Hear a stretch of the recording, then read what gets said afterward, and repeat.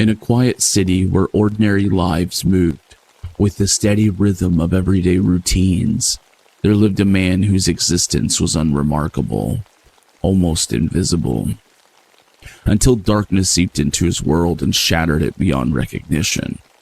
He was a simple mechanic, 40-something, with hands accustomed to grease and engines, a man grounded in the tangible and the concrete. But beneath the hum of cars and the steady beat of routine, a storm was brewing, one that would twist his life into a nightmare from which he could never fully awaken. It began with a fleeting relationship, brief, turbulent, and unstable from the very start. A woman, a programmer, equally caught in a web of tension and unease, had briefly crossed his path. Their 2 weeks together felt charged with unspoken turmoil, a fragile connection that fractured before it could fully form. And then, as abruptly as the relationship ended, she vanished, gone without a trace. The date etched into his mind, November 13th, a day that would mark the beginning of a nightmare no one saw coming. Her disappearance left friends and family in confusion, their questions echoing in the silent void she left behind. But beneath the surface, something far more sinister was unfolding, something no one could have imagined. Almost immediately after she vanished, he began receiving messages. At first, they were strange, cryptic texts that flickered onto his phone from what seemed to be her number. Pleas mingled with threats, whispers of madness tangled with venomous words. The messages clawed at his mind, an emotional torment he could neither ignore nor escape. They came like shadows in the night, creeping, insistent, relentless.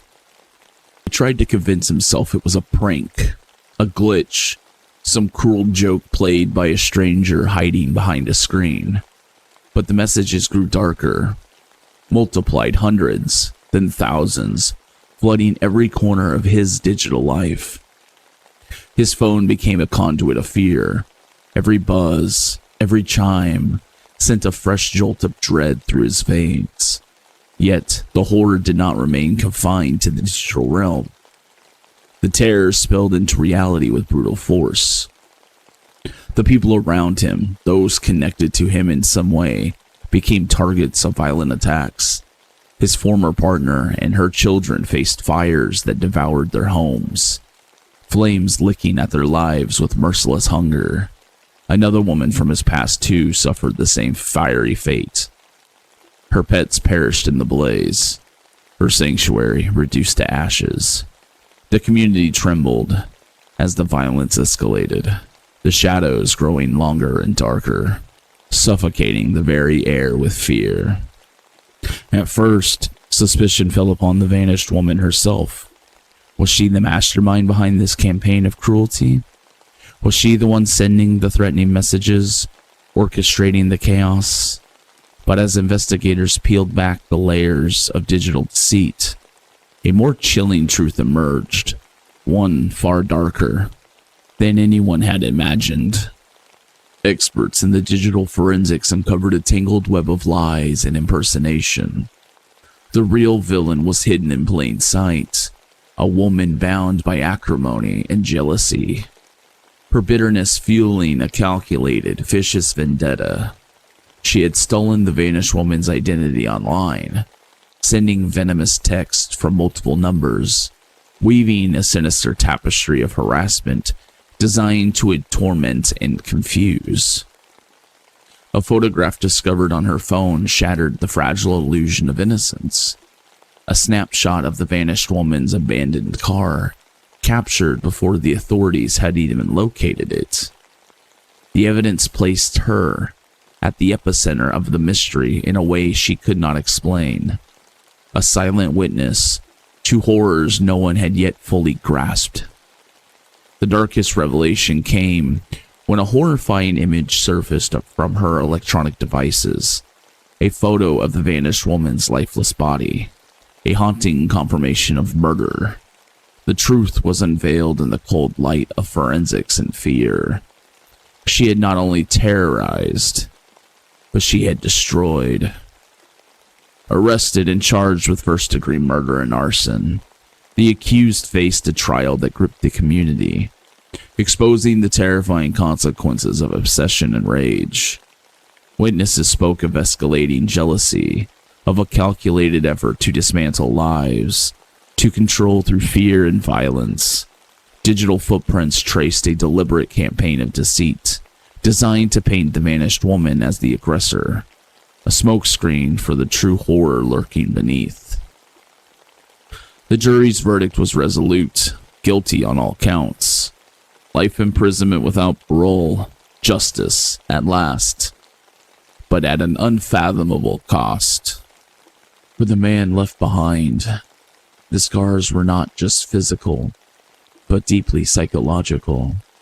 He had loved briefly, only to be plunged in a hellish ordeal of stalking and violence. He watched helplessly as those he cared for were harmed, as his world was engulfed in chaos, born from jealousy and hatred. In interviews, his voice trembled with the weight of trauma, years of relentless torment, the crushing betrayal by someone once trusted. The story serves as a grim reminder of how obsession can twist love into something deadly, how the invisible tendrils of digital terror can grip the soul just as tightly as any physical threat. Law enforcement highlights the critical role of digital forensics in unraveling the nightmare, how technology, often a tool for connection, can become a weapon for fear and destruction. Now the man lives quietly, far from the shadows that once consumed him. Yet the darkness lingers, an unshakable reminder of a time when ordinary life was torn apart by madness and violence. This haunting tale stands as a stark reminder. Obsession, unchecked, can consume and destroy. Technology can mask evil behind screens, and beneath the surface of everyday lives lie a story of fear, horror, and suspense that echo far beyond the individuals caught in the grip. For those who face stalking and terror, this story underscores the vital importance of early intervention, support, and the relentless pursuit of truth.